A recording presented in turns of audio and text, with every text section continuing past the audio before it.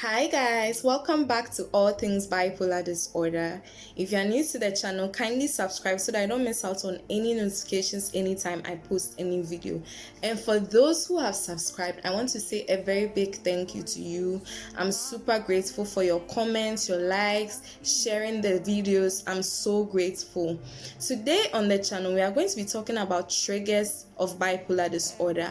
Fascinatingly, bipolar disorder doesn't have a cause or a cure. There's treatments available, but the treatment doesn't cure you of the mental illness. I will put the links above concerning the previous videos so that you can check them out, where I talk more about the mental health condition. For instance, HIV infection is caused by the human immunodeficiency virus. But for bipolar disorder, there's no cause. Scientists have rather come up with a number of factors that can trigger the illness. These factors that they've come up with are genetic factors, biological factors, and environmental factors. Biologically, they looked at some of the brains of people with bipolar disorder and people who do not have bipolar disorder, and they realized that there are some differences in the way their brain looks like. Genetically, it has been observed that in some families, bipolar disorder seems to run in the family. And then lastly, environmental factors. This is when bipolar disorder is triggered in a person as a result of a significant loss the person experiences or trauma. When I look back, I think what triggered bipolar disorder for me was the environmental factor. I'm going to tell you the story. It's going to be quite a long one, so I'm going to do it in parts. Let's get started. As a child, I've always battled with inferiority complex. I thought I wasn't pretty, my nose was too big, I had too much acne on my face. I didn't love myself, especially coming from a home where I wasn't really complimented. So it made me really vulnerable to guys who would do those things for me, validate me, affirm me, compliment me. Those are the people that I was drawn to, and I also think that those people could sense that I was lacking those things. So I started dating when I was 19. I was just about to enter my first year in university, and the guy I was dating was in another university, so we were running a long distance relationship. And one of the reasons why I tried as much as possible to make this relationship work was because I couldn't stand the thought of being alone and no one to tell me how beautiful I am, or no one who will call me. I just couldn't bear the thought of that. So I invested so much time and resources into the relationship. I didn't even care about my studies. All I cared about was making this relationship work. So the relationship lasted from 2013 to 2015, a little over a year, and ended a quarter of 2015. And it ended because I started becoming afraid. No, he didn't cheat. This is how it was. So he told me that there was a girl in my school whom he likes. So I thought it was a joke. It was a little inside joke. When he calls me over the phone, I'll be teasing him with the girl. Oh, how is that girl that you talked about? How's she doing? And we used to laugh about it. Then one night, my roommate heard me talking over the phone, and she heard me teasing her with him.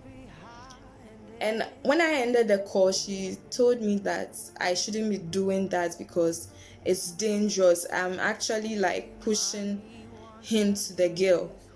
And I pondered over it for 2 days maximum, and I began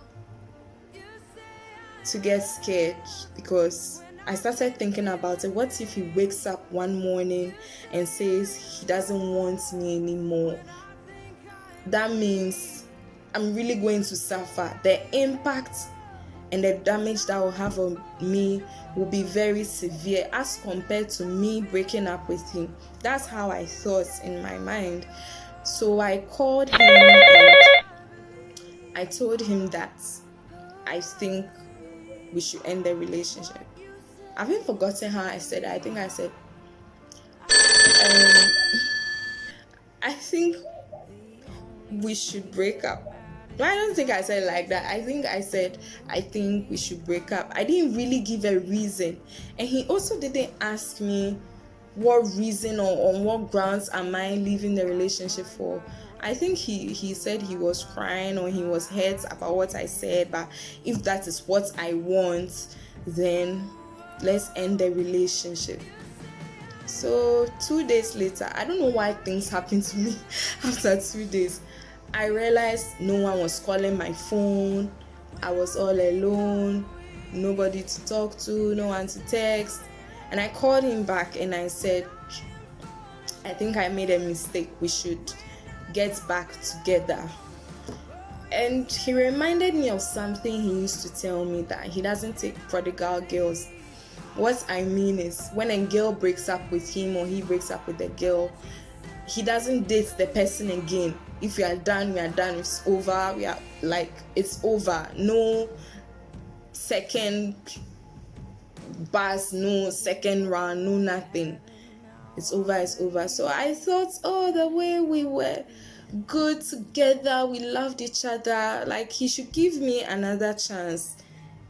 Even like for what it's worth, I've been helpful in some ways and I didn't think he would reject me. So I kept pursuing, persevering, trying, call, we'll talk and everything. The answer was always no.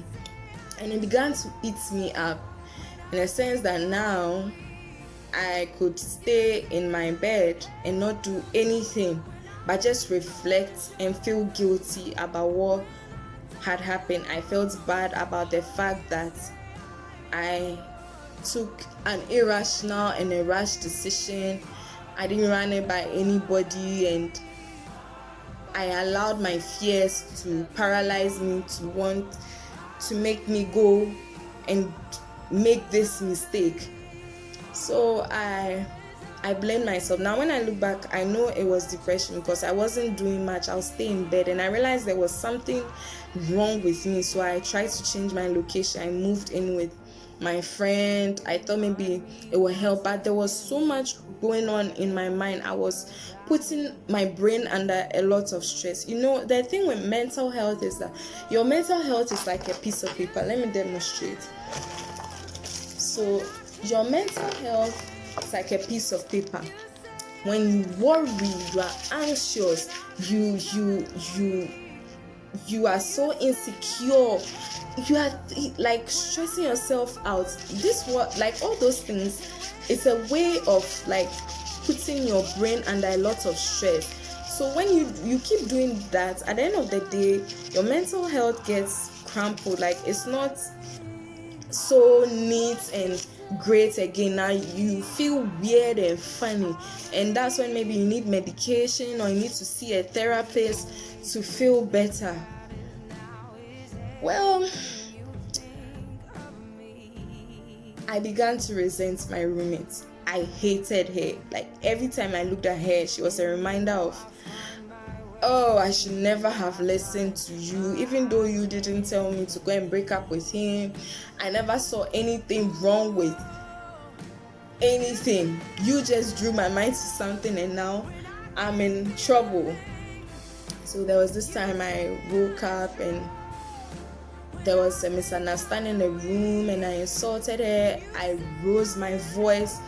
People on our floor came out to find out what was going on. Like I was very angry and I had to apologize for that. My mom came to visit me in my room. It didn't make any difference. I was rude to her and I knew my emotions were becoming unstable, but all that mattered to me was I have just lost the only guy who ever mattered to me, the only one whom I found my joy in.